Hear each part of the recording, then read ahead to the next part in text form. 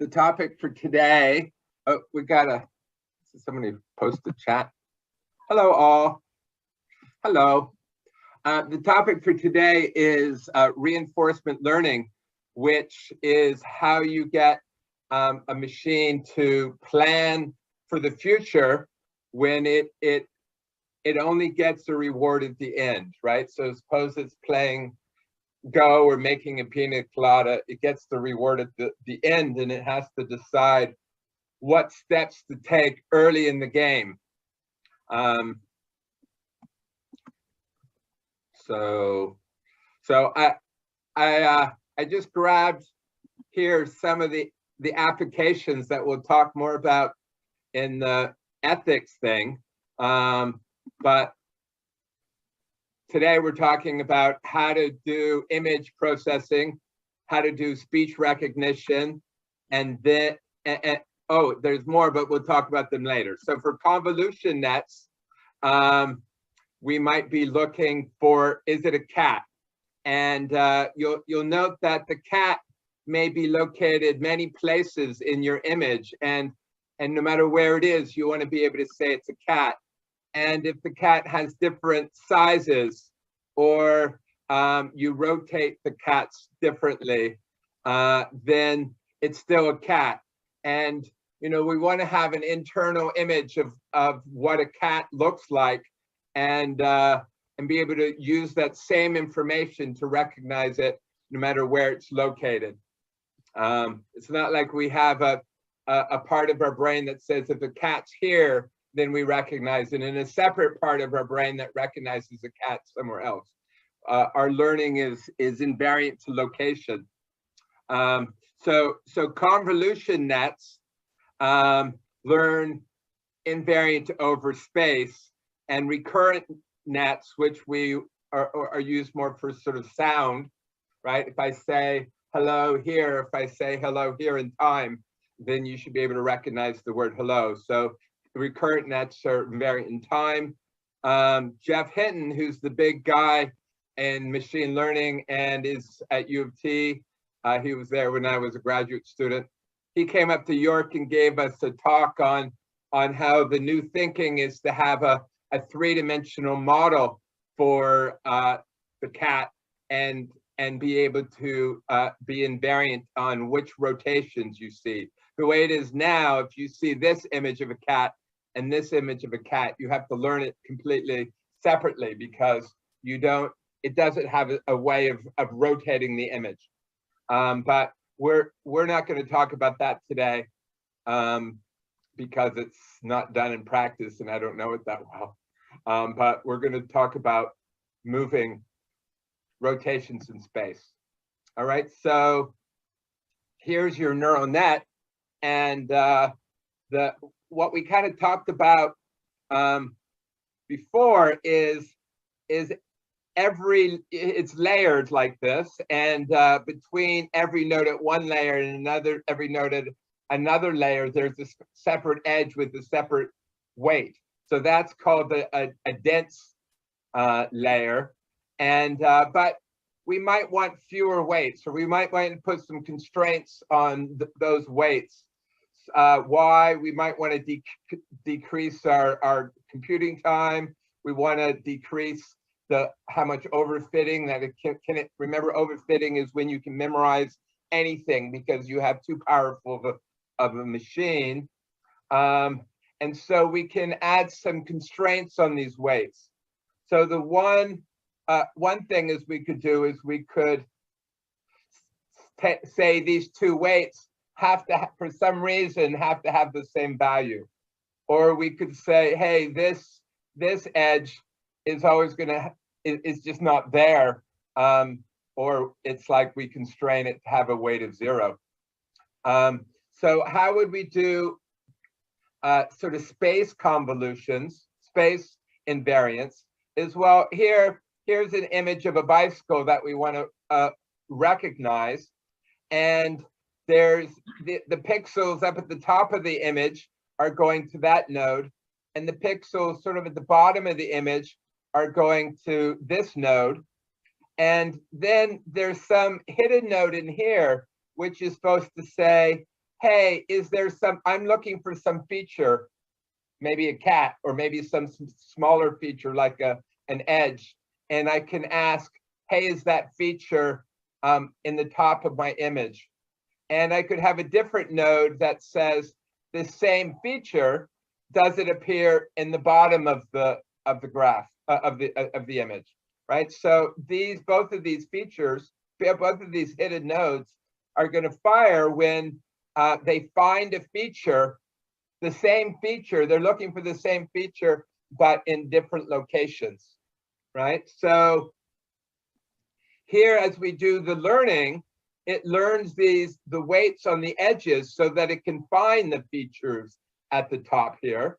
And so since it's learning the same feature, why don't we just force the weights to be the same, right? Because you're learning whatever you're learning up here to try to find, is this a cat up here? Well, you might as well use the same weights on these edges so that you're learning, parallel learning, is the cat there or is it there, right?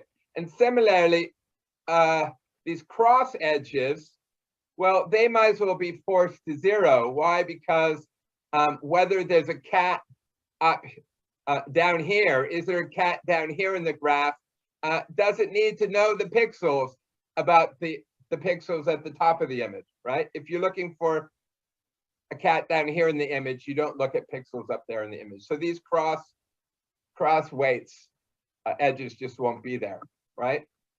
And people study the brain when they try to think about how to build neural nets. And the brain takes the image where it's sort of pixels, whether it's firing in your eyes and in the receptive field, and then has a set of axons at the first level that somehow look for features, like they're edge detectors, and there's is it changing? I don't know, various detectors. So that's what we're going to have here. We're going to have layers in our neural net, and the first layer is just pixels, and then the next layer is going to be looking for edges. What's an edge? Is where it's going from black to white, or from white to black. That's an edge. And then the next layer might be looking for combining these edges into more complex features, right? And then the next layer might be combining those right here. That there might be down here a nose detector and an eye detector. And then up at this level, it combines a face detector based on whether does it have a nose and does it have an eye, right? So that's kind of how it works. However, remember I told you these hidden nodes, we were never going to actually talk about noses. That's what I said in the first talk, and here I am talking about noses.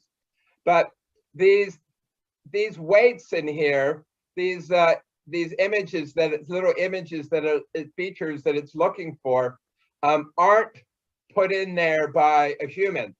It's all learned by gradient descent, right? I stole this image from the internet, so I don't absolutely know what it's doing. Whether it's just it could be just a conceptual thing that they're saying might happen at the various levels. But I do know that they also, after they build a neural net, then they sometimes ask, right, what is being looked at here and what's being looked at here? And so maybe these are actual things that various features are being learned within the neural net. I don't know. All right. But let's focus on a particular feature and think about how it's detected. All right. So before we go on, let's just have a reminder of what we did in the algebra talk. Right. In the algebra talk, we were trying to do thinking about setting up a dating service. where here are two people with their various features, and we can think about their list of numbers as being a vector, right? So W is this list of numbers, and X is this list of numbers. And the way we find out are these two people compatible is we kind of measure the correlation between how these vectors are similar. And that's done by taking a dot product. Remember, a dot product multiplies these two numbers and multiply these two numbers. In each coordinate, it multiplies the pair of numbers, and then it adds it all up. And that tells us whether they're correlated or not, the dot product. And you might remember I also showed you this image, that if you have the two vectors, that the dot product is kind of related to the length of, if you project one on the other, it's related to the cosine between them. For example, the dot product is 0 when it's 90 degrees and is 1 when the two vectors are the same. And it's also related to projecting one vector on the other. So it's sort of saying how much these two vectors are similar to each other. And so you can have one of these vectors could be saying, this is what I'm looking for, right? The weights here is a vector that says, I'm looking for vectors that look like this. And then the purple one are the pixels that are there. And you take the product and it says, hey, do these pixels line up and look like the pattern we're looking for? All right. So let's see how that works here. Here in the back image is the back matrix here is the entire image with all their pixels, right? And this little square is just looking for a feature, right? I don't know how big their features are in general, but here's just a 3 by 3 feature. Maybe it's looking for just a teeny little line. And so that the weights, these numbers in this little square here are the weights of the feature. So what I guess you can sort of see, if this is a 2 and a 2, it's wanting 2s here, it's not wanting, wherever it has a negative number, it's saying I don't want that. And whenever it has a positive number, it's saying I do want that. Whenever it has a 0, I say I don't care what's there. So it tries to find out, it records right here one number, which tells me, does this pattern appear right there in the image? And the way it does it is it takes a dot product, a linear combination of the pixels here and the filter. They're calling it a filter. Right? So basically it's taking this number times this number plus this number times this number plus this number times this number, right? And that gives you one number, and that number will be big if the pattern sort of appears here, right? If this pattern is what looks at here, and it will be, if it's just random noise here compared to the pattern, then you would get something more like 0.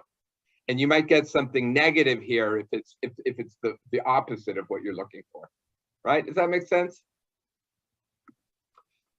So how does that work now is down here we have a really big image, and you can see it's looking for a 3 by 3 filter.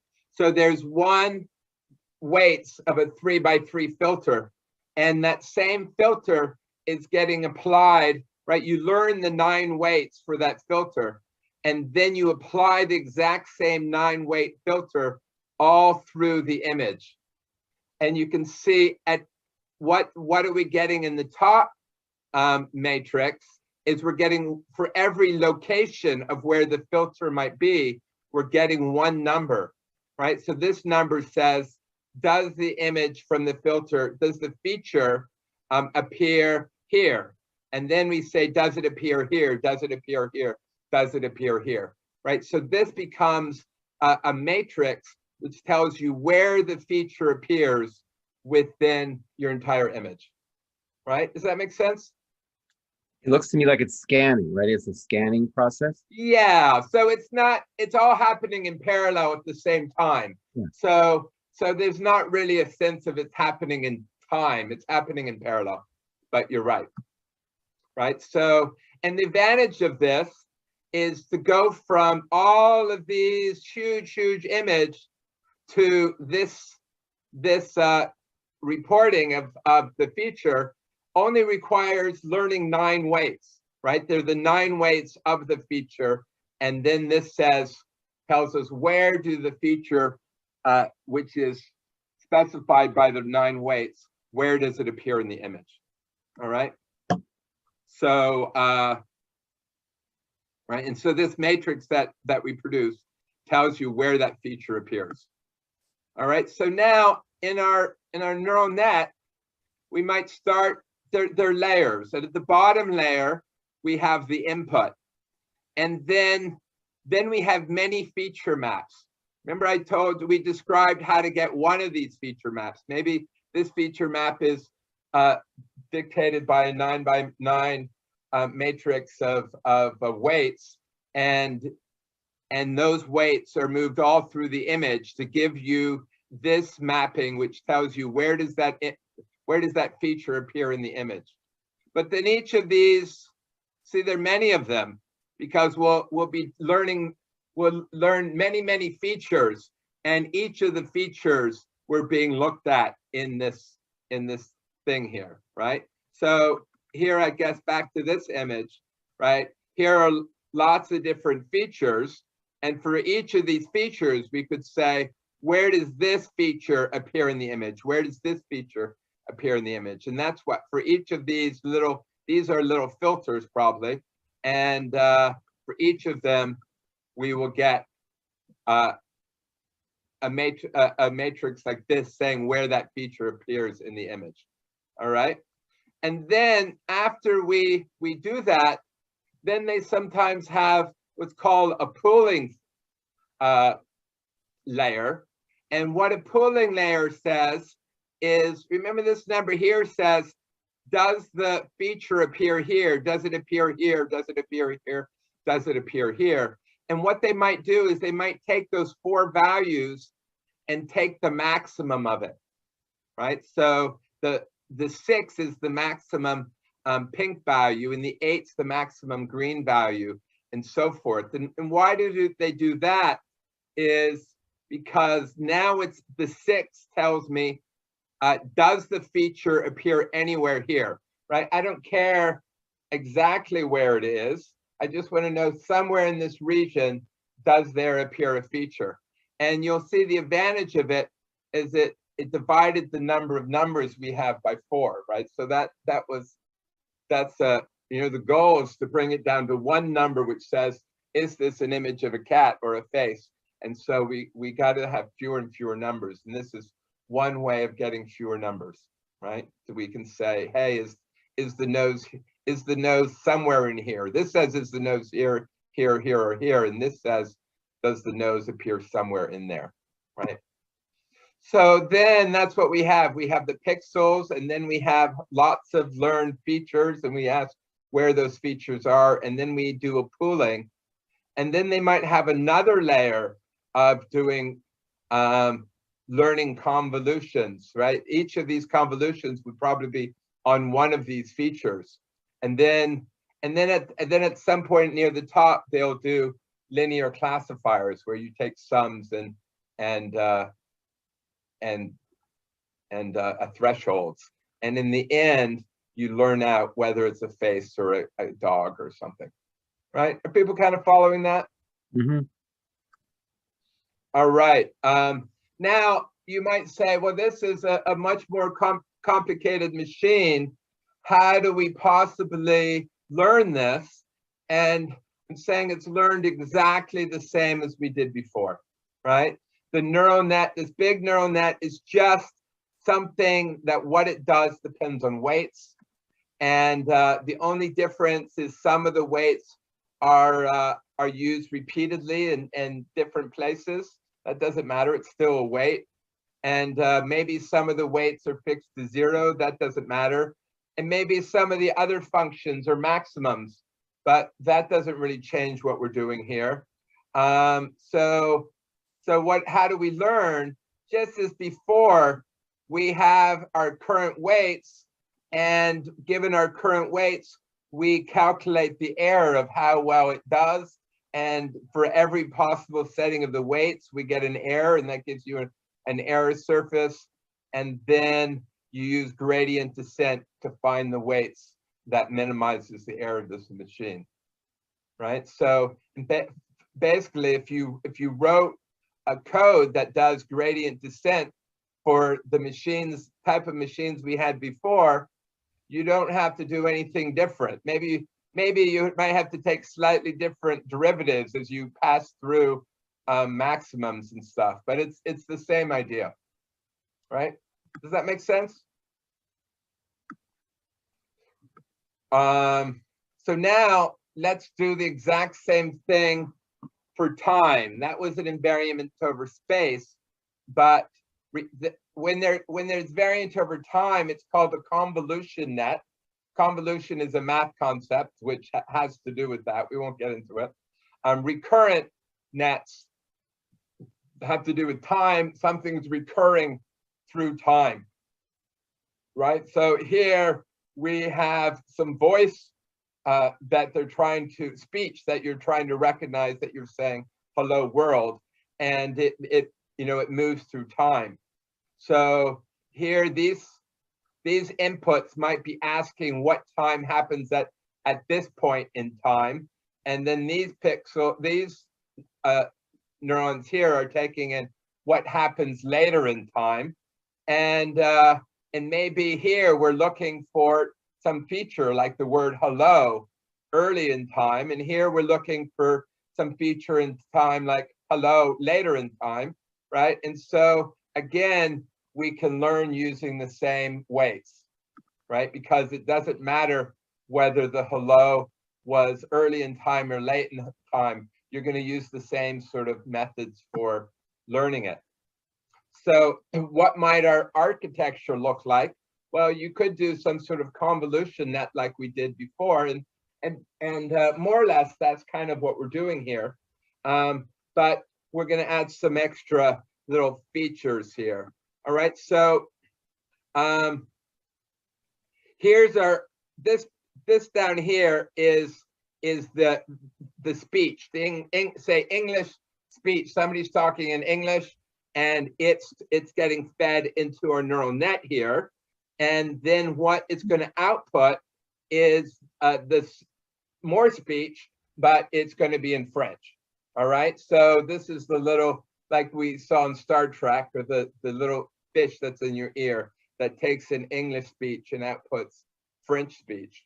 Right. And their neural nets this time is going to have cycles in it. So all our neural nets before were layered. So there was never a path that went around in a circle.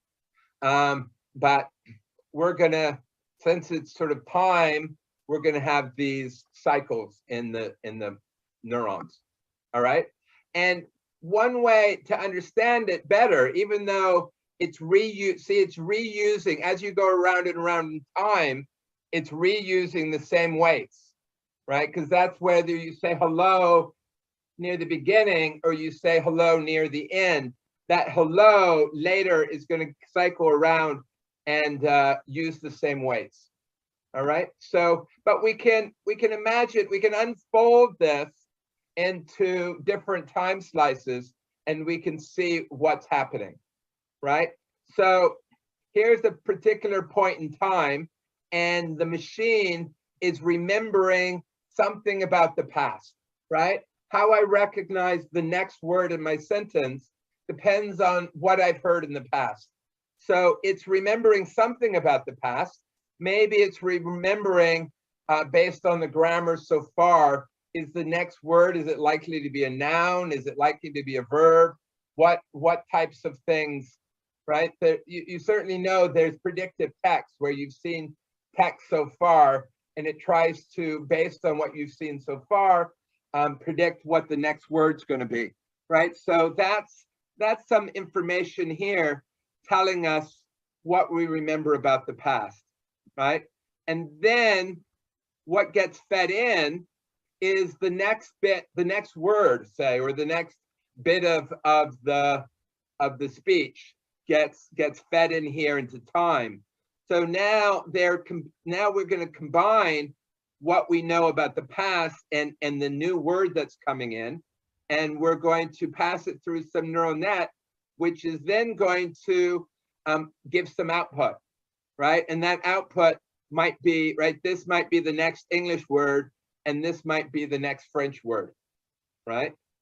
And then we're going to move forward to time.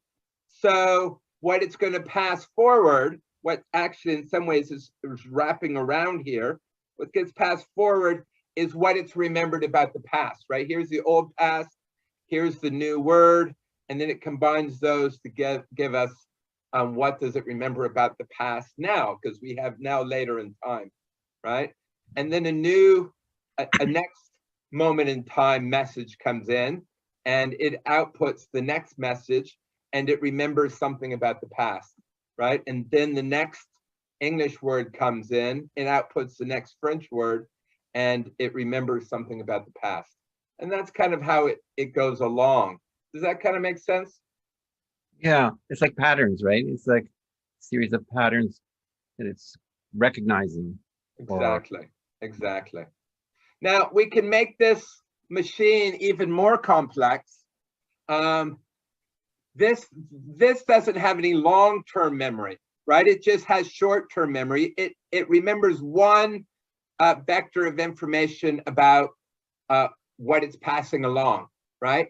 But it might want to differentiate between things that it remembers from the immediate past versus things that it remembers from the far, far past.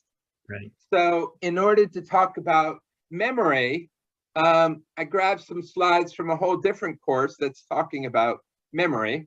And how does memory work? Well, it's a bunch of registers that's outputting some value that's stored, right? This value is stored in memory, and it's outputting that value. And normally there's a clock, but I just changed this clock into a lock. And when the lock is low, it's going to remember the value. And see, there are different time periods. It might remember that for a long, long time. It might remember some value. But then when the lock goes high, here the lock comes high, then some new value, right? We were learning the old value, and when the lock comes high, we learn some new value, right? And it's not hard to build such memory out of AND gates and OR gates. And here's just, you could work that out if you want, how it remembers. But you'll note there's a little cycle in here. The cycle says, what do I want to remember? You know, it feeds back what I want to remember back into the register. Anyway, how does that relate to what we're doing here?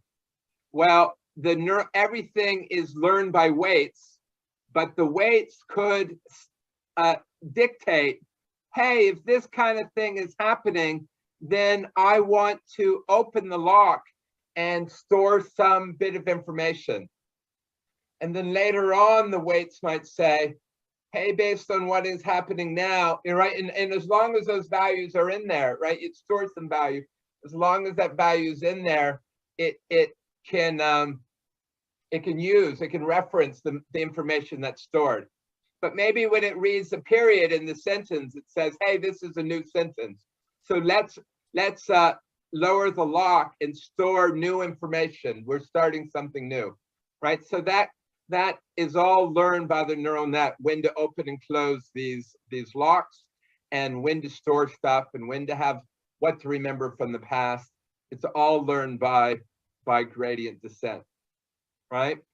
So so how does this work? Just as before, right, we're doing supervised learning.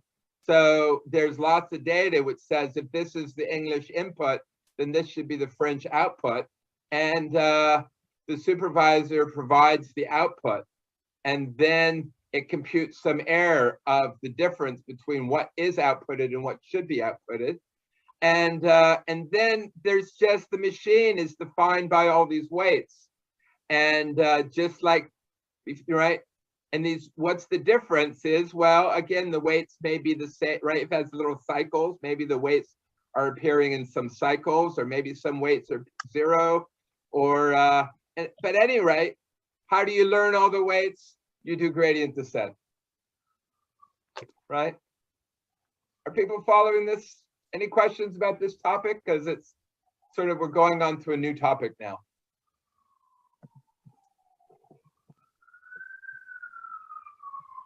How you doing, Martin? I can't hear you, Martin, but. Is he there? Yeah. Oh, Jake's, that was Jake. There we go. Hey, Martin. Trying to think with the cycles there, the end result, it may never be fixed. Like it might never stop, doesn't it? Yeah, so I think these cycles happen in step, right? So in some ways, this X here is misleading because it doesn't come all in at once. It it has fixed weights, but then at one time this comes in, and then things cycle around, and then this comes in and this cycles around. I think conceptually it's much better to think this is your neural net here. It doesn't have cycles. It all the input comes and it computes, right? But so in some ways the information here goes all the way along here and moves along, right? So if you unwind this,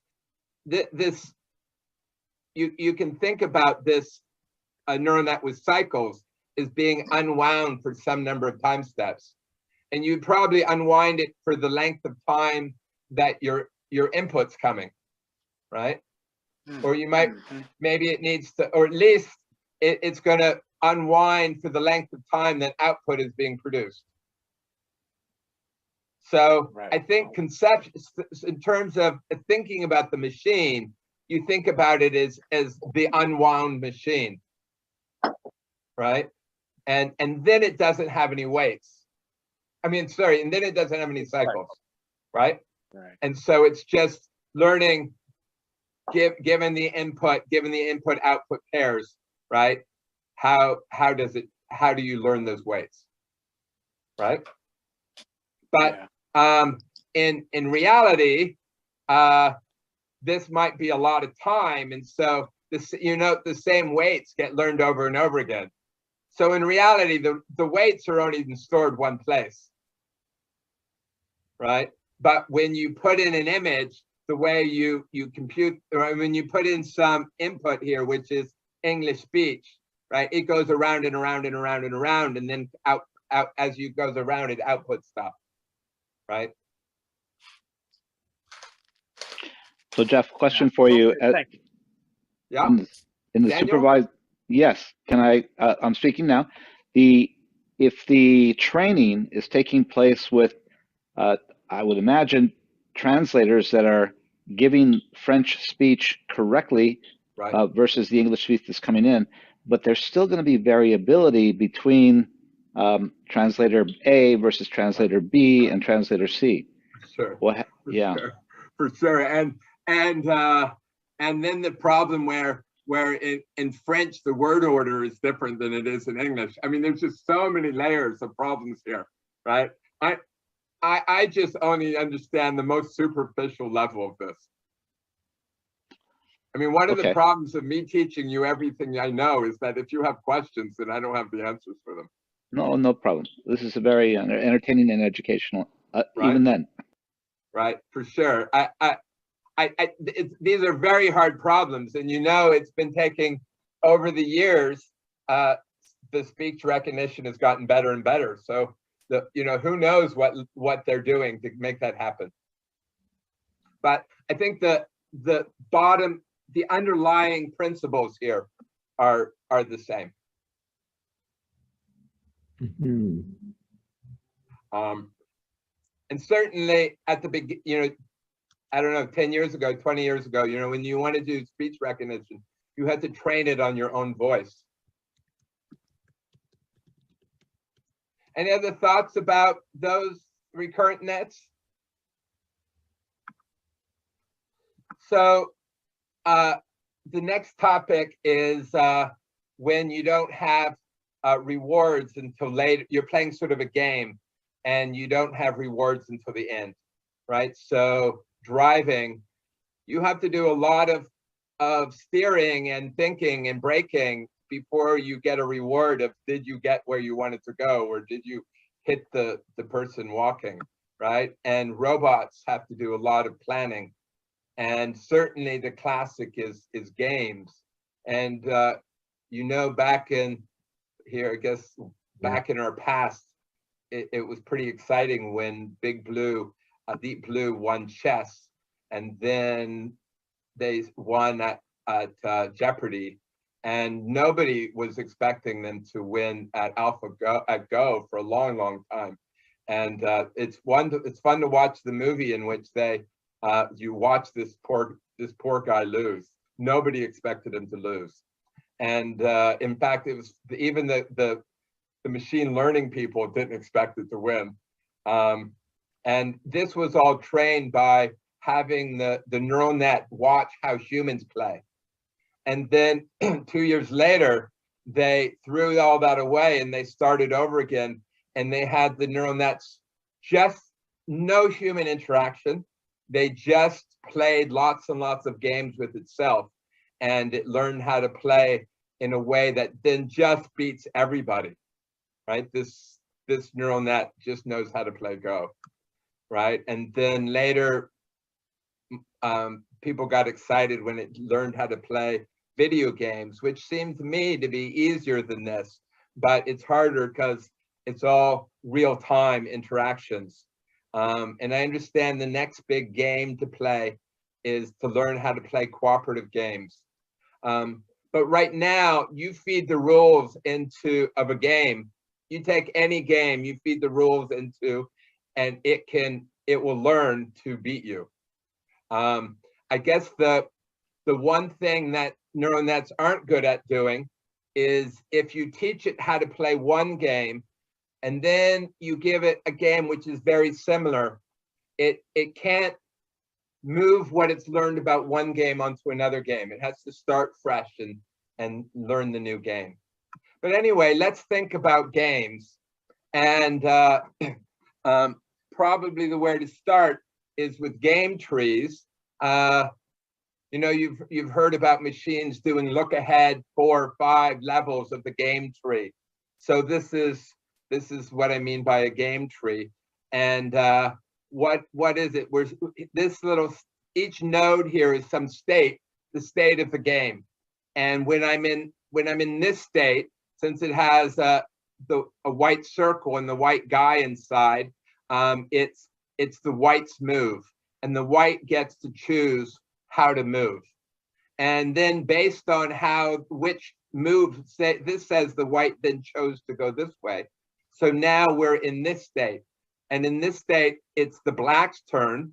And black has a number of different ways to move. And black chose to go this way. And then it's white's turn. And white gets to choose. White chose that way. Everybody's choosing the leftmost choice. I'm not sure why. But here, this guy, he chooses to go this way. And then we get down to a star. And if it's a black star, then black wins. And if it's a white star, white wins, right? So this tree then defines the game. And each person has to figure out which move to make in order to win, right? So the best way to figure out who has a winning strategy is to work backwards, all right? We start at the leaves, and just about an hour or two ago, these slides are freshly made. I stuck in those purple numbers, and those purple numbers tell you the reward at the end of the game. All right, so R for reward. And here I'm making it with respect to the black player. I could have done it with respect to the white player. So you see, you might notice that whenever it's the black star, that's because black wins, then it's a positive number because black is very positive about winning. And whenever it's a white star, it's a negative number because black is pretty negative on losing, right? Pretty negative on white winning. So, but here we're in the stars, we're just saying winning or losing. But I'm expanding it to how much did you win by? Did I win by a lot or a little bit? And so here -6 means white wins by a lot, while +6 means that black wins by a lot, right? And so we can label, this is the end of the game, right? So we can label the end state based on rewarding them for how well they played the game, right? And now suppose that we're in this state and it's black's turn to go, right? So black gets to decide which move to make, and black gets to decide, do I move towards the -3 in which I lose? Do I move towards the 2 in which I win, but I only win by 2? Or do I go this way in which I win by 4? And right, what he does is he just goes the direction that's going to maximize. He looks at these numbers and he moves in the direction that maximizes his win. All right, so here I'm just adding what I've just computed for each of these what the maximum is, right? The maximum of 5, -2, 3 is 5, right? The maximum of these is 3. Now these numbers are all negative, so the maximum is -2, right? And so these numbers tell you how well black will do when in that state, right? Because if he was in this state, then he expects to win by 4 because, you know, he's going to follow the path down to 4. So that's how much he expects to win here, right? And then we can roll back and we say, what happens if we're in this state? Well, in this state, the white player can look down at each. If he comes down to this move, he says, oh, it's 4. I'm going to lose by 4. Here I'm going to win by 3. Here I'm going to lose by 2. So which one does he take? He comes down to the one where he wins. So what we do, he moves in the direction that minimizes this number, right? Black was maximizing his number and he's minimizing his number. So the minimum of these 3 numbers is the -3. And so these numbers now tell you how much, when in this state, black is going to win by -2, right? Sorry, black is going to win. How much is black going to win by? -3, which means he's going to lose, right? In this state, he's going to lose because white's going to go this way, which is all white, right?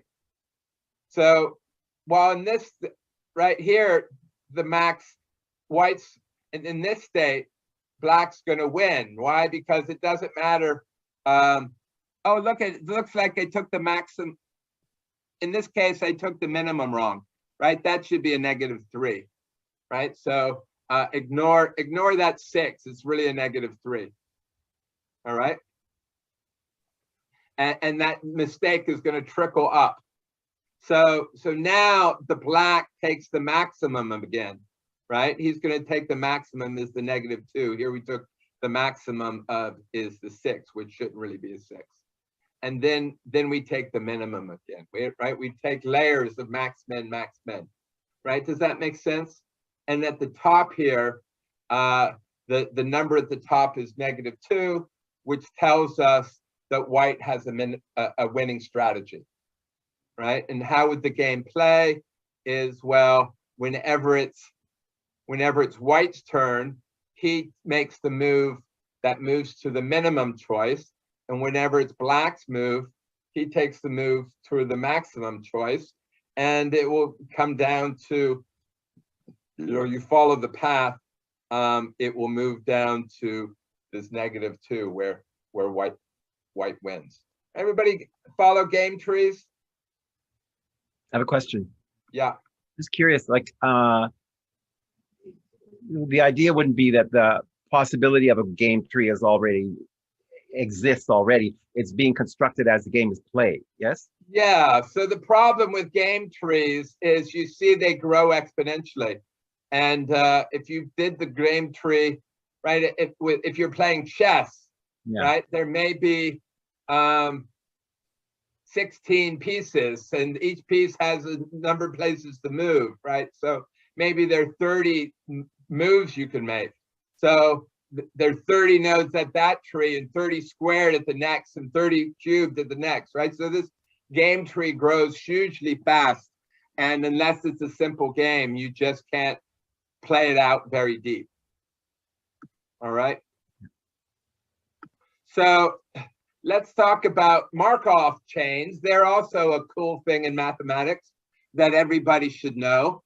It's right. A Markov chain has states, and it puts probabilities between the states, right? So if I'm sleeping, then with probability 20%, I stay sleeping, and with probability 20%, I eat ice cream, and with probability 60%, I run, right? And so then our little robot is just going to move around according to this Markov chain. And what's true about the definition of a Markov chain is that what happens next only depends on the state, your current state. It doesn't depend on anything further past than the state you're currently in. And there are lots of theorems about, I mean, you can form matrices of these probabilities, and you can solve the equations to find out what percentage of the time you're in each state, right? I expect to be sleeping. What percentage of the time I expect to be running, right? That's your sort of steady state, is what fraction you're in each of these states. But it's a good principle to know, right? It's, again, we're moving from state to state and we're doing it randomly. All right, but now reinforcement learning is, well, we don't want to be moving randomly, right? We want to be learning and making decisions. And at the end, after it travels a lot, then what does the robot want to be rewarded with? It wants to be rewarded by eating ice cream. It doesn't want to be flipping back between sleeping and running, right? It wants to be eating ice cream. So that's when it gets rewarded, right? So what are the uses of reinforcement learning? I guess I already told you about AlphaGo, but it's basically, it's when the reward for what you're doing now doesn't come until much later, right? You can run and eat ice cream, run and sleep, but then when you get rewarded is when you get to the ice cream. All right, so we can do this exactly, it's like through time as we did before, right? We could say there's a current thing that it remembers about the board. What does it remember? It remembers the placement of the current placement about the pieces. That's what it remembers, right? And then some input comes, which might say, what did your opponent do, right? And then it calculates some output, which might be, what move should I take now, right? And then it knows what the current board again is, right? Because your opponent made a move, you made a move, and now we have a new board, right? And then we learn what your opponent does. We learn what you figure out what you're going to do, and then there's a new board, right? And we keep moving through there. So this is just what we did before, right? Everybody buying this, right? And again, you can think about this as a machine with cycles that's going through time, right? I'm in some state and I get some input from the world, I go into a new state, right? And then I get some input from the world, I make some decision, I go into a new state. And so it kind of, we can go back to Markov's, right? And then just say it again, right? You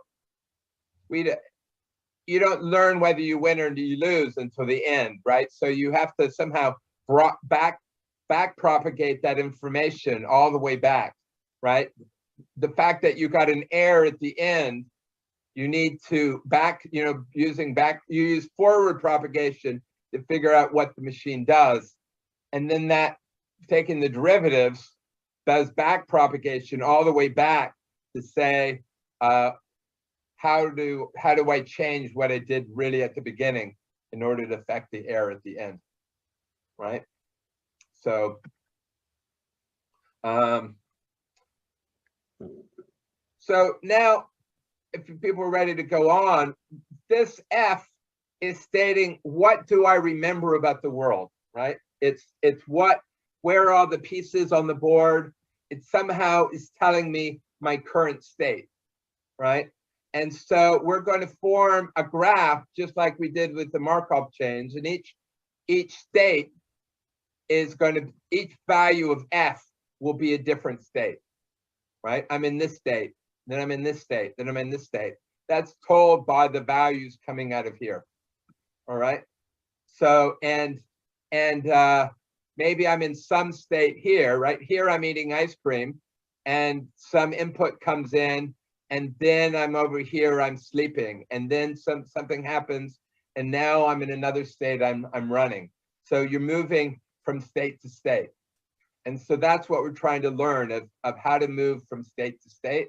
And so we're going to represent it by this graph where here, my these values here tell me that I'm eating ice cream, and then something happens, and then I'm in the state here where I'm sleeping, right? Does that make sense?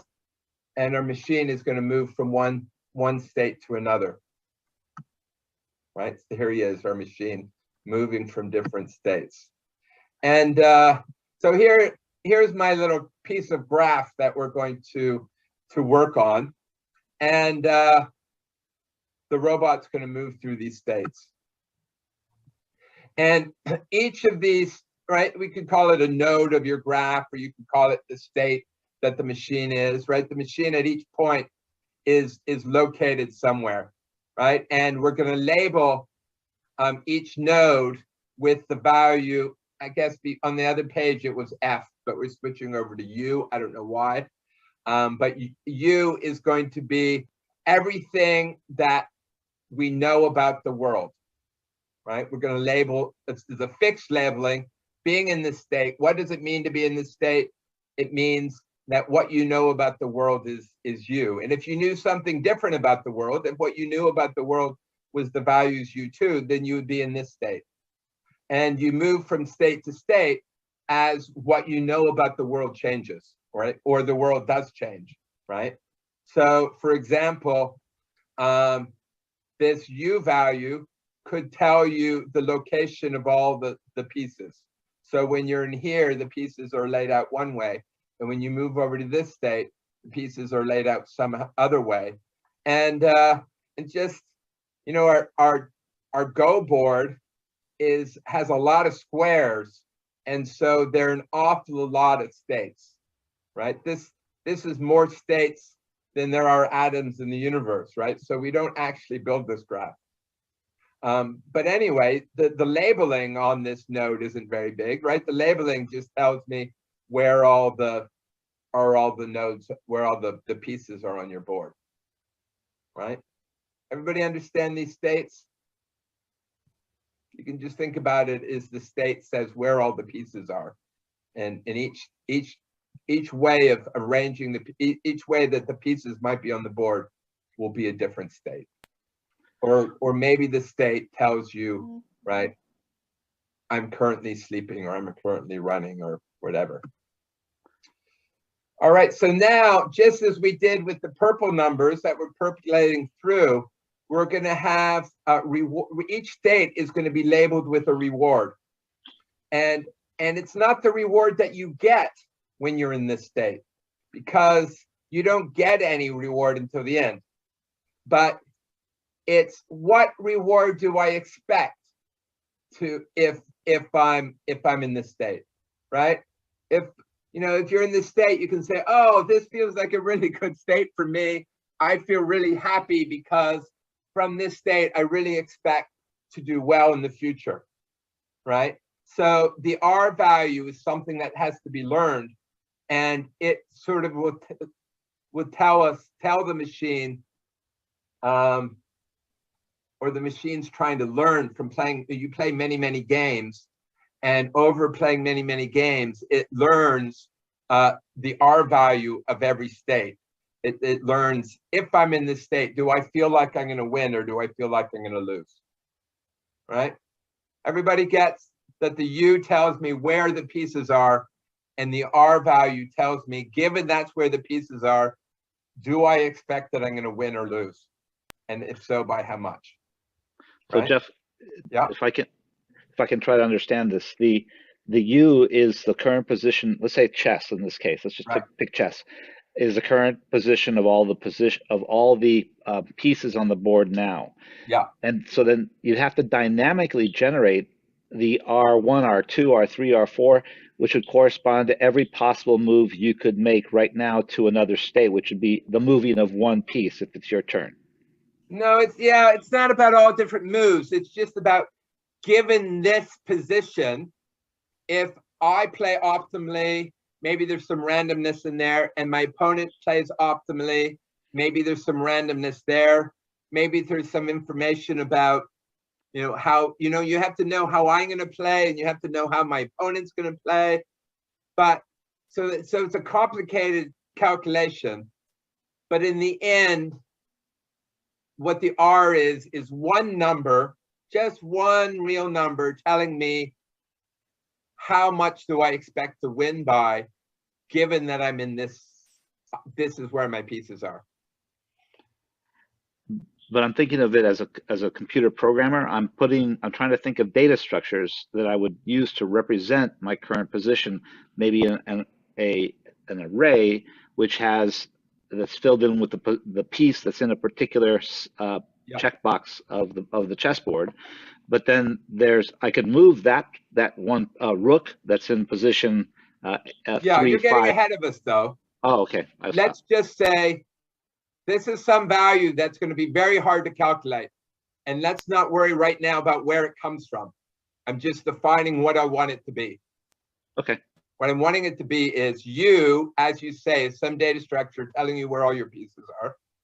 And then there's some evaluation, which, given my pieces are here, R then tells me somehow, I don't know where I get this R from, but it tells me somehow what's the probability I'm going to win given I'm in this state.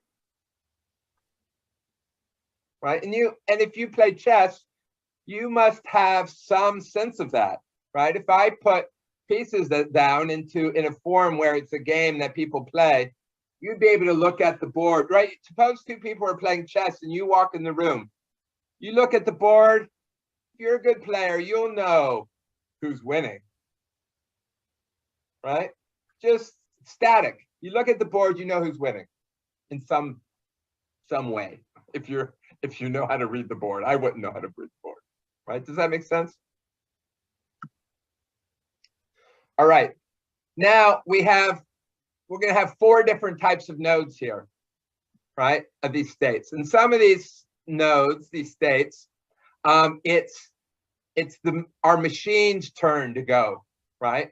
And in some of them, it's our adversary's turn. In some of them, the universe is going to flip coins because maybe it's a probabilistic game, right? If we're playing Monopoly, then some dice need to be rolled.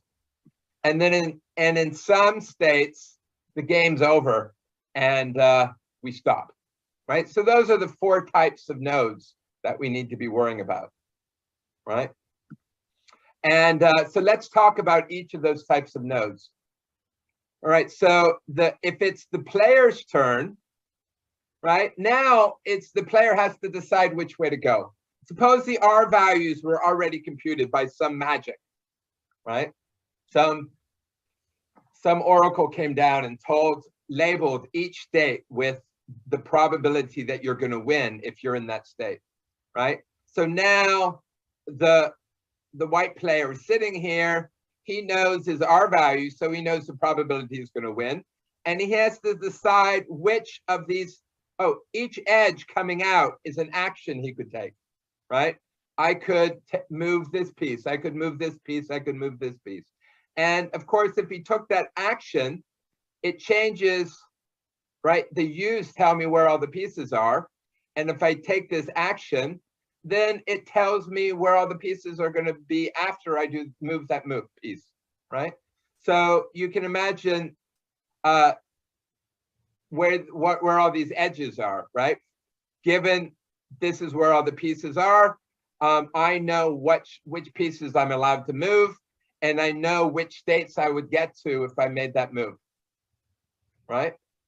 So what is the player going to do? He's going to imagine taking this move and figuring out what does the board look like if I were to take that move, and he needs to evaluate how good is the board when it's in that state.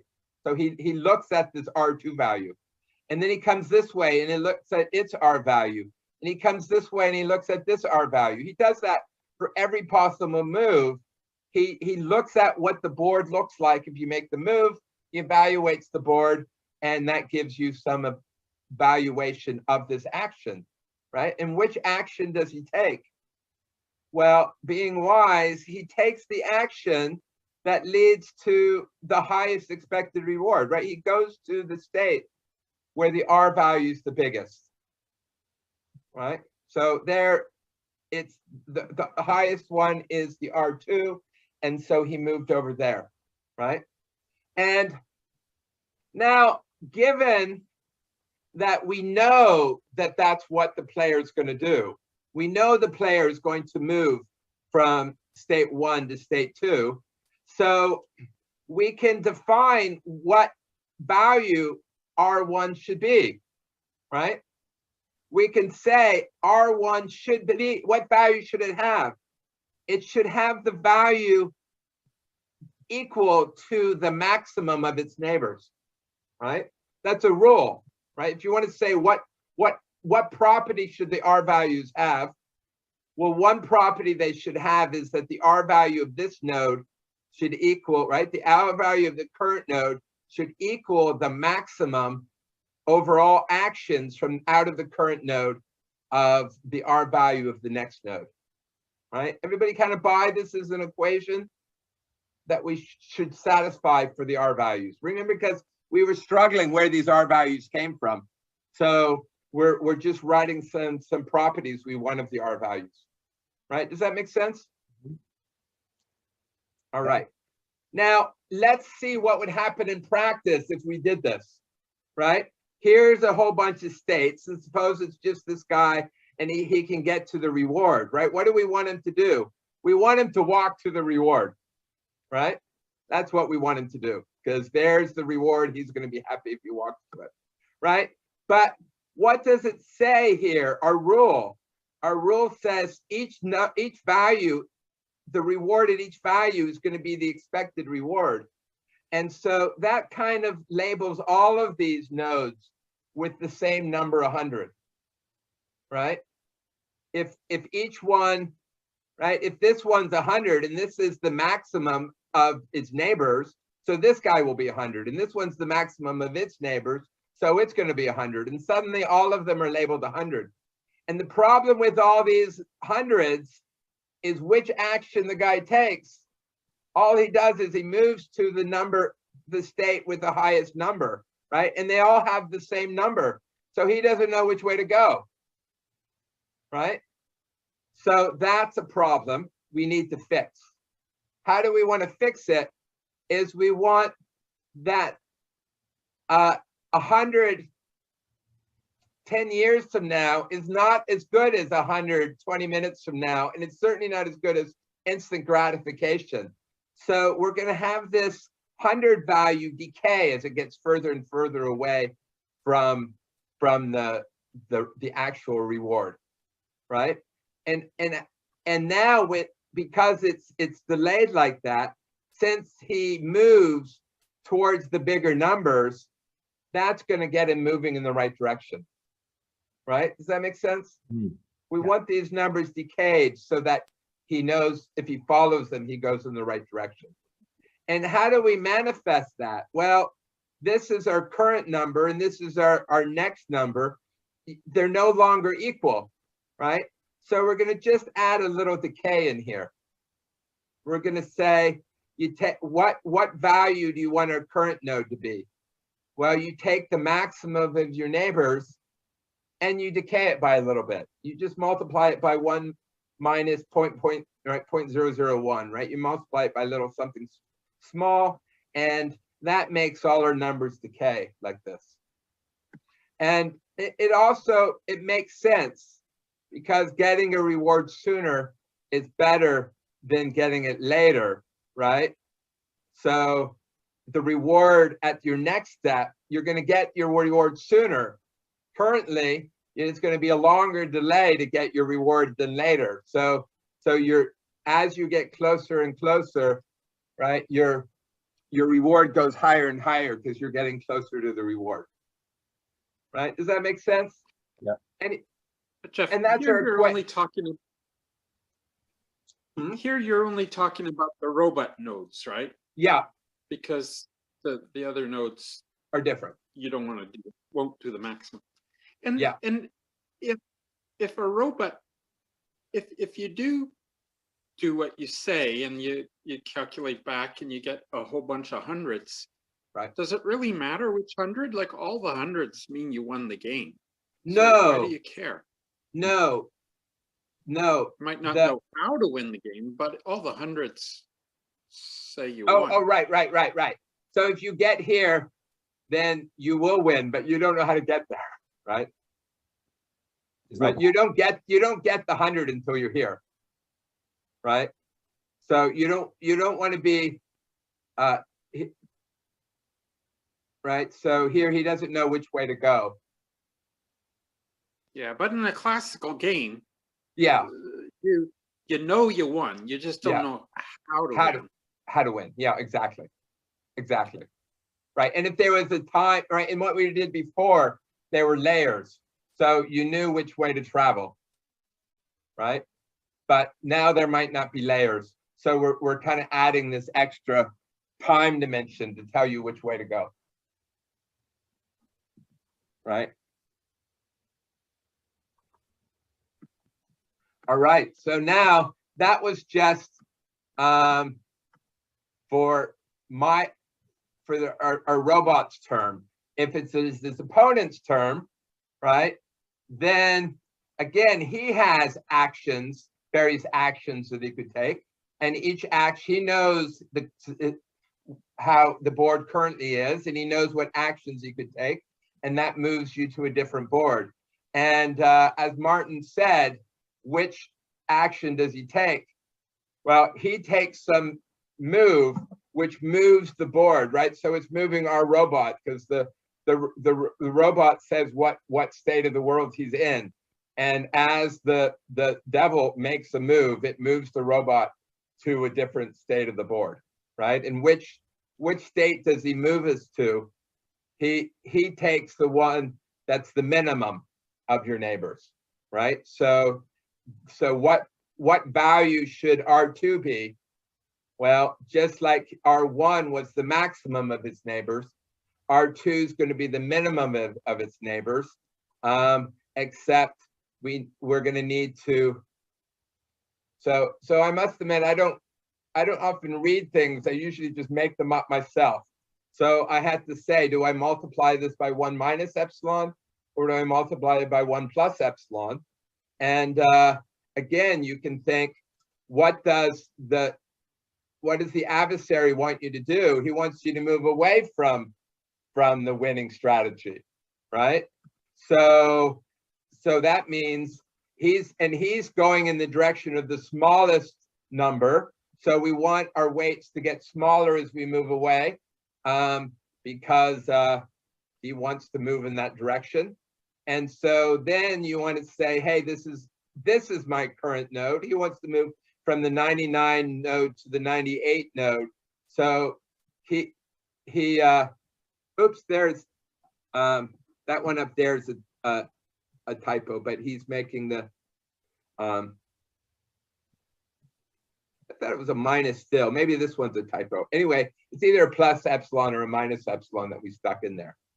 let's move on quickly because I think I didn't have it right. All right, so anyway, right, so I mean, what is it? This is his current node, and he wants, yeah, I guess it is a plus, right? Because he wants his current node to be slightly bigger than his next node. This is his current node, then this is his next node. So he wants his current node to be slightly bigger. So that's a plus, and that one up there should be a plus too, right? And it kind of makes sense because the opponent wants to take longer and longer to reach goals that are positive, right? Even if he can't win, he wants you to delay you from winning. So he wants to move you away from the winning spot. All right, everybody kind of follow those kind of states, right? So now we can do what we did with Markov chains. We can say, well, in this state, the universe is rolling coins. And so there are various actions that it could take. He could take various actions. The universe is taking an action. Should it rain? Should it not rain? Should it snow? Right? Those are the actions that a random person should take, or you're playing Monopoly, it rolls dice. And then we don't know what the future will bring. So associated with each of these actions is the probability that it moves in a particular direction, right? So if in this state, it flips a coin, which says with probability P1, you go this way, probability P2, you go this way, and it takes some random walk, right? And so now, because we know what this node is doing, we can write down what the current value should be, right? It's the expected value, right, over all the various probabilities of the next node, right? So this is just the weighted sum of the R's neighbor. And because we don't need to delay the time here if we don't want, we can just keep that as a 1, right? Does that make sense? So now, the halting state, all right? So if it's a halting state, the game has actually stopped. And so at this point, the machine gets rewarded. And so we know the R value, right? Here, the R value is determined by, because the game's over, right? So, right, everybody understands those R values, how we compute them? And so now in some ways, we have a big system of equations, right? We have the equations which tell you how each R value depends on the other R values. And we need to solve all of those equations, right? And so what's happening is each player has to choose which action to take, right? But which action he takes is based on, right? What does he do? He goes to the next. If it's my turn, I go to the state which maximizes my R value. So the action I take depends. And if it's his guy, he goes to the state with the minimum R, right? Either way, the action taken depends on the R values, right? And similarly, the R values, right, to dictate which actions the players are going to go, right? So it's a circular loop here, right? If we knew the actions everybody was going to take, then we would have a fixed set of equations which we could solve for the R values. But the actions they take dictate the R values, and the R values dictate which actions you're going to take, right? So that becomes a circular argument, right? Everybody buy that? So what we're going to do is maybe we'll start with random R values, and we update them, right? We update the actions based on our current R values, right? And then we update our R values based on our actions, and we go around and around and around, right? Now, it turns out you don't have to store the actions, you just have to store the R values, right? Because if you have R values, then the actions are determined. right? And the hope is that this all converges. I was looking for an image for converging, and I came up with this one because I imagine all the birds are converging onto the tree. But when I showed various people this picture, they didn't get that it was converging. But anyway, that's all the birds are converging onto the tree picture, right? So hopefully, if you keep doing this, updating, then it all converges to some nice R values, right? And when you have those R values, what happens with those R values? Well, they make every player play optimally, right? If these are the perfect God's given R values, and the white guy takes the max, and the red guy takes the min, then they're all playing optimally, right? So it does converge to the optimal way to play this game, right? And now, does it converge, right? Well, in this case, right, we started at the end and we bubbled backwards and it converges, right? I mean, you calculate the values backwards, right? So the advantage of this tree is it doesn't have cycles, right? It's a tree, all the time just goes forward. So you can calculate, right? You can calculate at the end of the game, what's the state? And then one step beyond the end, one step beyond the end, right? And you can calculate, you can bubble backwards and you can calculate all these R values, right? Are you puzzled, Martin?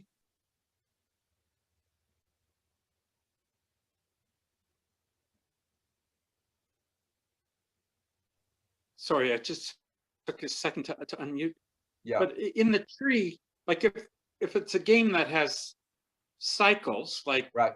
chess, two people can just keep making the same moves back and forth. The game goes forever. Then the game tree, no, it doesn't have cycles, but it has an infinite depth. Right. Sure, for sure. But we're going to, I guess the way we're representing it is each state just tells you where the pieces are, doesn't tell you what time it is, right? If you added in there what time it is, then it wouldn't have cycles, right? If you don't include what time it is, then it has cycles. But what I'm showing here in this picture is that you would learn, if there were no cycles, if you added in a timestamp so you knew that the graph doesn't cycle, the game doesn't cycle, then it's well defined what the R values are coming backwards. Yeah. Right. And then our little frustrated guy is going to say, yeah, but they're cycles, right?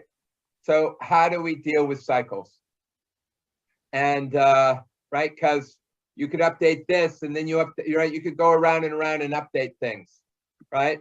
And there's a theorem, and I'm sorry I don't know who proved the theorem, but Markoff chains are named after Markoff, so maybe he proved it. Somebody proved that what, right? So let's start with R values, some random R values. Well, I guess these finished nodes won't be random. There'll be hundreds. There'll be the finished unit. And let's just update the nodes one at a time. All right. So have some schedule. I'm going to update this number based on its neighbors, and I'm going to update this one based on its neighbors, and I'm going to update this one based on its neighbors. And you have some schedule in which you update them one at a time. And it doesn't matter what order you update them, right? The only requirement is that your schedule is long enough that each node is updated often, right? You update, maybe you just cycle through the nodes in some order. Everybody gets updated often, right? Then there's some theorem that says the R values will converge quite quickly to the correct values, even if they're cycles, right? And I certainly am not going to prove that because I have no idea how to prove it. All right, everybody good with that? So now there's another problem. And the other problem is we have way too many states, right? Remember, the number of placements of the board, of pieces on the board, is just huge. So we can't update each of these nodes because we can't look at each of them. There are way too many to update them all, right? So instead, that's where neural nets are going to come in, all right? And what do we do with our neural net, right? So what does our machine want to learn? He wants to learn a mapping from what? Given the placement of the pieces, given his current state, right? What he knows about the world, what does this neural net want to compute? It wants to compute the R value, right? It wants to know what that's ultimately, if you're learning how to play chess, ultimately what you have to learn is, given the current placement of pieces, is what probability am I going to win, right? And soon as you know that, then you're a perfect player. Why? Because given the current state, you try each way to move and you evaluate it. And if you can evaluate it correctly, then you go to the one that's maximum, right? So the whole learning of the game boils down to this: given my current state, evaluating how good that state is. All right. So that's what we want to learn. And how do we learn it? Well, the way we normally learn it is the supervisor knows the correct answers, right? And so given she knows the correct answer, given the current weight, she can calculate what answers your neural net is giving, and she can tell you how far you are from the current weights. And given that, our neural net, our robot updates his weights to get closer and closer to the current weights, right? So that sounds all great, except we don't know the right R values, right? The whole point is to learn the R values. So how can it learn to compute the R values when we don't know the R values, right? So instead, remember, we're going to have some schedule in which we update these nodes. So let's talk about how we're going to update the nodes. What we're assuming is we have R values everywhere already calculated, and we're trying to update the R node of this particular node, right? Does that make sense? And so let's look at all our neighbors, and they all have R values. So who computes? In order to update, before we can update this R value, we need to know the R values of our neighbors, right? So how do we compute the R values of our neighbors? Well, we have a machine down here that knows how to compute them, right? So this is saying our current sense of what these R values should be, right? So what we will do, our robot will compute all these next R values. How does it compute it? You give it the description of the board, and it will give you the R value of that next node, right? So we use our current machine, the current weights of our machine, to compute our neighbor's R values, right? Now, what value should be at this node? Well, the value that should be at the correct value, given we know the values of these nodes, the correct value at this node is according to this equation, right? So we can take the R values of our neighbors to compute what our new R values should be, right? And so it's like taking, that's what, before when we were updating them one at a time, we were taking the current values of these R values and updating this value using this equation. So now what we're doing is we know what the output should be here. So now what we do is now we have a supervisor who in some ways knows what the output's supposed to be. So how do we learn, right? We want to change this value from the white current R value to the purple current R value. And how do we change it? Is, well, the machine will say, oh, what do I compute it as, right? Given the placement of the pieces here, right? I can compute what I think the R value should be, right? That's the value that it thinks it is. And now, look at, we have two values. We have what our current machine thinks the R value is, and we have what our supervisor says the R value should be. So there's a difference between those, and that gives us an error. And what do we do with that error? We back propagate that error back, and we update the weights. Right? Does that make sense? So each step, you choose a node that you want to update. Now, do you completely update it? No, it's not going to move the white answer all the way to the purple answer in one step. Maybe we learn maybe we do a couple passes here to update, right? We do a couple passes here. We figure out how to update the weights so that this, as we update the weights, this white answer is going to come closer and closer to the purple answer, right? So we do that for a while, and maybe we don't have to get all the way until it's perfect. And then we go to another node and we do it at that node, right? And so you keep going from node to node to node, and as you do it, you adjust the weights. And hopefully then if you keep doing it, it converges to computing the right answer. Right? Does that make sense?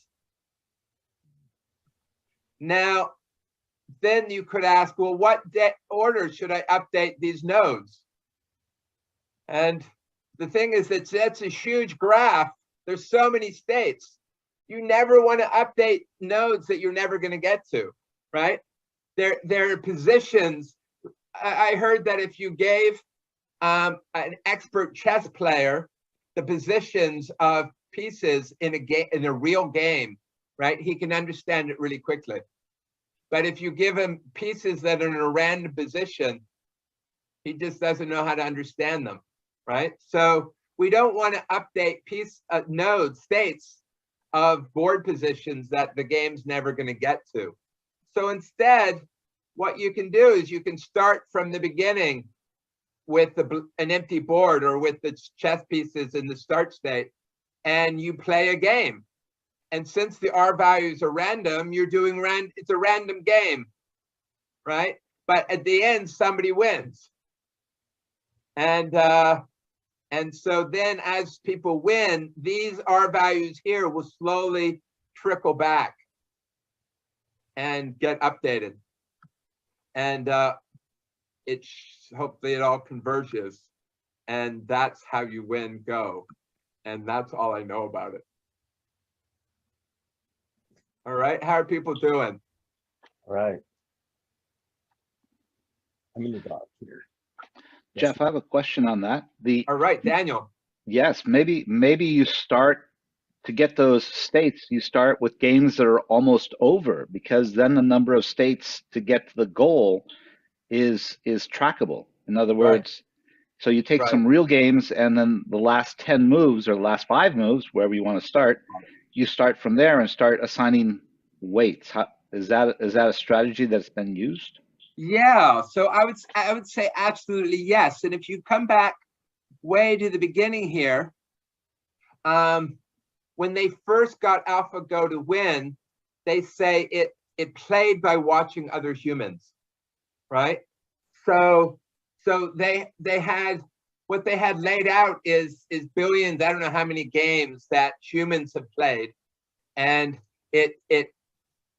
then it could go back and it could say all in positions that the games were at, how were they evaluated, and then it could move backwards throughout all the games, right? So if I had a lot of games and I wanted to learn from them, I would do it exactly what you were saying, is I would start at the end of the game and sort of say, well, who won in each of those games? And then go backwards through each of those games and propagate that information backwards till you got to the beginning of the game, right? But I think if you didn't have any humans, any games at all, then could you say what an end game looks like? So you might have to start at the beginning forward to know what an end game looks like. And as I said, later they started with just the rules of Go. So they would have had no idea what an end game looked like to play backwards from. So I think they had to start at the beginning. And as you start at the beginning, right? I would say, this is just my making it up. Don't quote me on this, right? You play all the way through, and then given that game, you can propagate that information just a little bit backwards, right? So as we play through, it's random because we have random R values. We're doing random moves. And then a little information gets propagated back.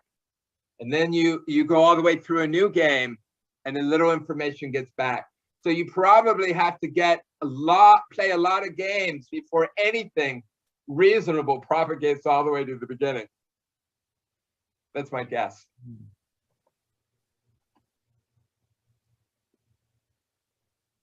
You're talking about starting at the end of the game or the beginning of the game, right?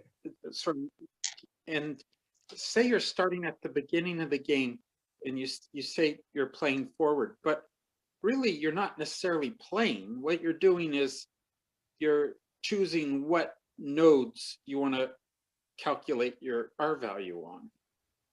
And so are you suggesting that you would start with the board at the beginning and calculate the R value of all the opening moves?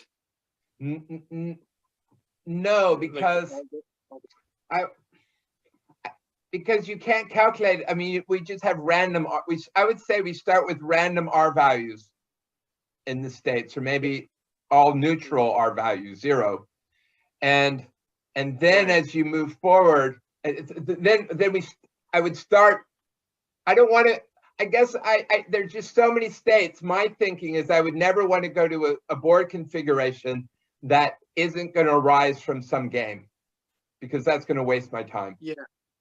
So I start in the configuration where it's the beginning, and then initially everybody is making basically a random move, right? Because they have no information. So you're taking one path through this state space as people make random moves, and then somebody wins. And then we learn that state space, that board configuration that we got to by playing random, we learn who won. And that trickles some information into our neural net, right? And then we start at the beginning again, and we follow it's more or less a random game at the beginning, but maybe we get to the end and we get we're at another end game, and we learn information about who won, and that trickles some information into our neural net. And as you keep doing that, it trickles more and more information into your neural net. At first, it's just learning about what end games look like, but it's looking at what does an end game look like that you get to when you play randomly. And so if you keep doing that, what it learns is random end games, who wins, right?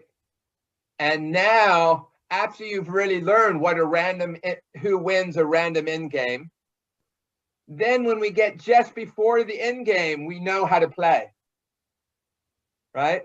And we learn how to play the 1- end game, right? And that trickles back, right? And I think it would then keep trickling back until you got to the beginning and knowing what your first move should be. Yeah.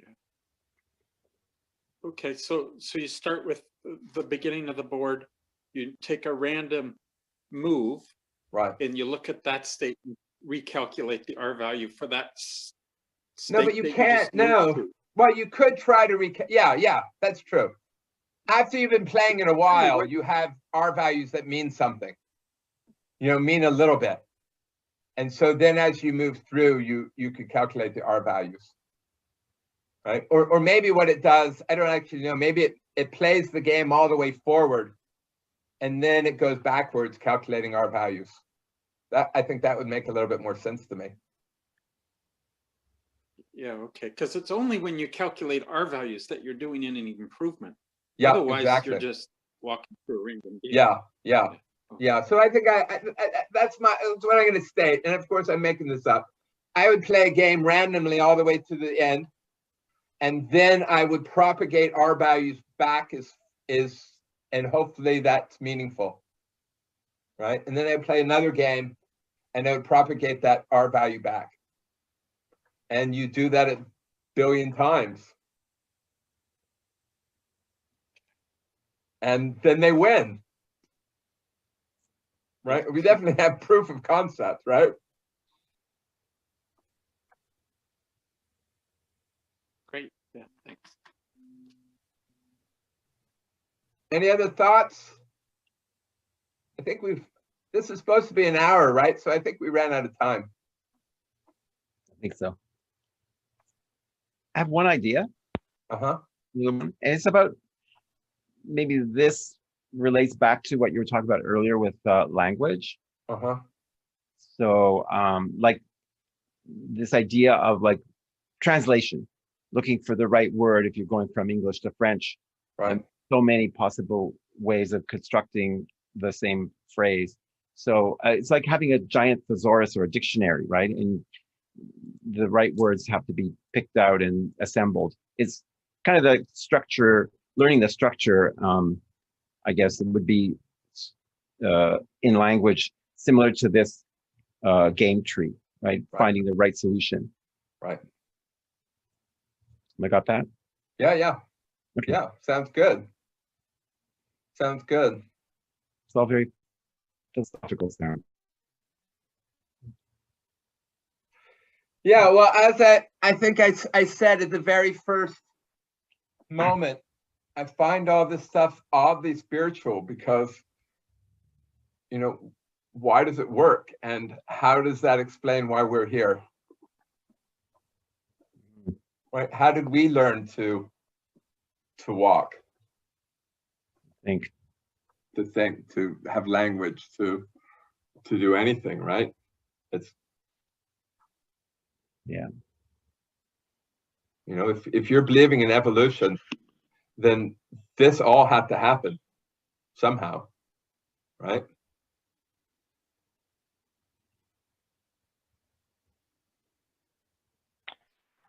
Thanks, Jeff. I'm just looking at the chat. I don't see any questions. So no, there's only 3 things there. Thank you. We got to thank you. And all right. awesome. All right. So that was fun. And they may schedule events again for next. I don't have a place to register for next time. This webpage, this Zoom call is the one I teach on. You can come to this Zoom time any time and see if I'm teaching. And so we might use this again next week or who knows. I'm not sure exactly. Today, unfortunately, we had a conflict with another event, and that's why we had to use. And thank you so much for letting us do that. Yeah. All right. So Nadia, somehow we can. Are the other events scheduled yet? Could we find them? And absolutely, yes. So let me. I think I should have the link for the other ones as well. So link meaning link for the registration. Right. The Zoom links normally we sent out in the morning of the event. All right. But the registration links, yes, that should be up and running. Let me forward that to you, Jeff. All right. If you email to me, then I will put them on my little page, and then people can find them there or with you. Awesome. Thank you. Appreciate that. All right, everybody. Have a great week, and I look forward to seeing you again. And thanks for coming. Thank you. Thanks a lot, everybody. Take care. Thank you. Thank you Bye-bye. very much. Bye-bye. Excellent class. Bye-bye. Hey, Jake. Hi. I'm just leaving.